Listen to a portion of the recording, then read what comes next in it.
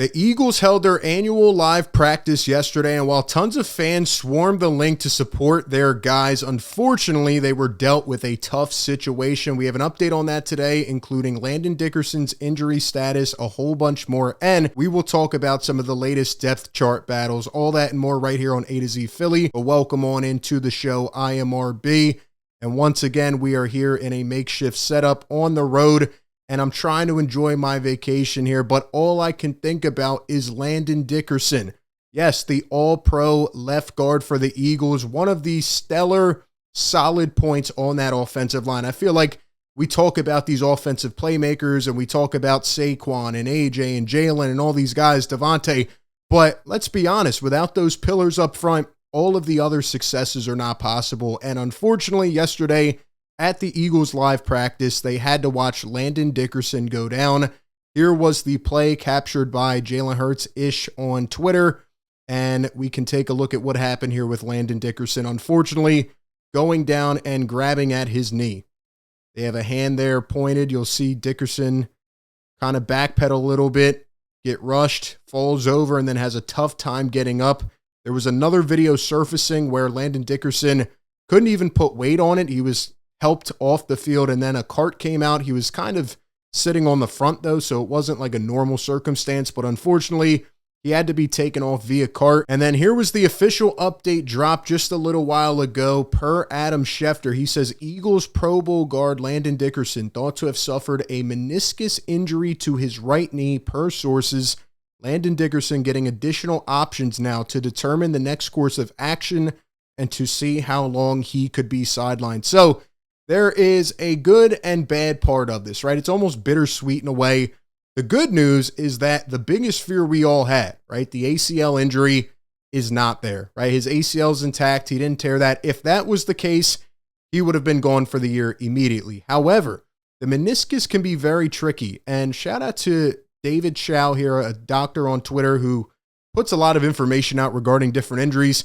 He talked about the different possible options here. And talk about perfect timing. I interrupt our Landon Dickerson fears and concerns as we just got some breaking news. John Clark says, source confirms Landon Dickerson will have a minor procedure on his meniscus, does not need a full repair. Let's go.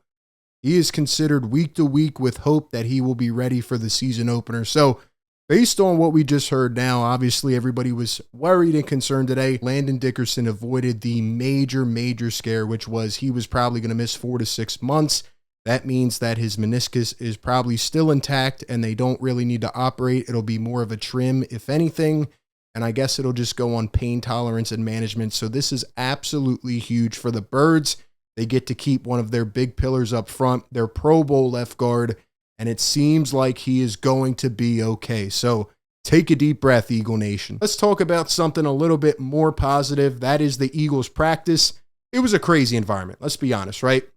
Reed Blankenship here says, I think this is one of the coolest practices that has ever been done by any organization or that any team could do pretty much. Like the fact that the Eagles hold an event, and I think the tickets were like $10, and they support the Autism Foundation, and all these people show up, not only to just watch their team in live action, but to support this cause. It's just such a cool thing that Jeff Lurie and the Birds do. And as Reed says here, you don't get this in many other cities. This is not like a normal thing. Eagles fans are built different, obviously coming off a Super Bowl season, but this team, this city bleeds green. They are a football town. He says, you're surrounded by fans that care and they want to see you wear the logo with pride. Moro Ajomo said that about the 60,000 fans that were in attendance last night, which is just nuts. As Jay Glazer says, 60-something thousand wild. Love the fan base. Wild to see a training camp practice like that.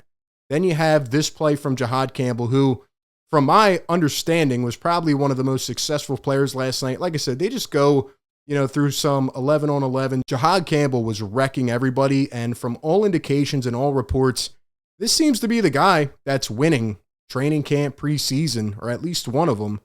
You see Campbell there pretty much throw a guy to the side. If you look right there, right behind or right in front of the quarterback, you'll see Jihaad Campbell kind of move into action. And once again, he just completely throws a guy to the ground. And In addition to that, we have Jalen Hurts' agent saying, y'all really let Jihaad Campbell fall to the Eagles. I mean, as we all know, it was more of an injury thing. There was not, I guess, too much understanding or information on his injury, but Howie Roseman thrives on situations like that. He's willing to take the swing, and it is crazy how the Eagles struggled so long with this linebacker core. They needed guys. They needed one, and now they have Zach Bond, Nakobe Dean, Jihaad Campbell, and Jeremiah Trotter Jr., who's also having a great summer. So it really is wild how the Eagles have transformed that linebacker room. And based on everything we're hearing, especially if Jihaad Campbell's ready to go for week 1 and Nakobe Dean's out, I mean, this could end up being one of the steals of the draft. I think it is. And I think Jihaad Campbell could realistically be in the running for Defensive Rookie of the Year, just based on what I expect his role to be. Also, we have a video here from ESP, Jalen Hurts getting a loud ovation and MVP chants as he walks out of the tunnel. Let's take a listen.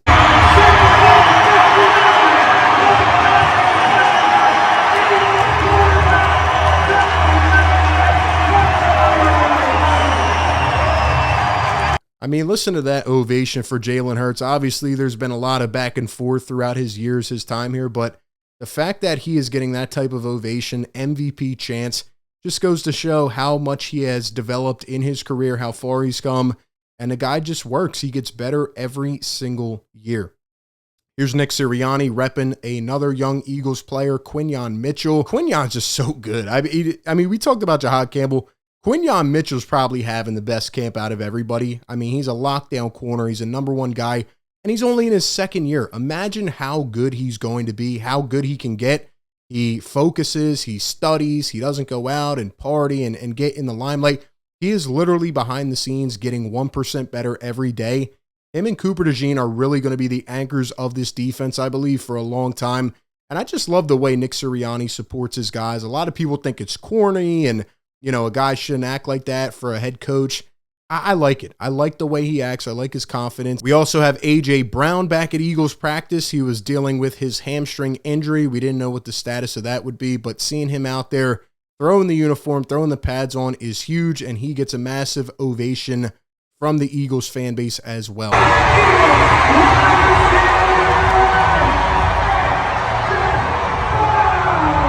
And he should get that kind of ovation because he is honestly right now maybe the best receiver in Eagles franchise history. And if not, he's in the top 3. Like the fact that he's already there after 3 years with this team, the amount of accomplishments he's had is just amazing. And helping this team win the Super Bowl is crazy. Lastly, we have a look at Nolan Smith Jr. picking off Jalen Hurts in an 11-on-11. So we have Jalen drop back. Looks like his arm gets hit and Nolan Smith takes it, runs it in. Like I said, it's not like they're, you know, playing in the fourth quarter of a week 16 or 17 game here. But, I mean, they are playing. They're showing you, you know, what they're going through at practice. And it's just a cool opportunity for Eagles fans to network and see the team in action. I did think that it would be before the first preseason game, but maybe it's just how the schedule fell this year. But overall, the defense seems to be coming together. The offense is obviously already set, and they're bringing back pretty much everybody from last year other than the right guard. And the Eagles have a lot of different ways they can go.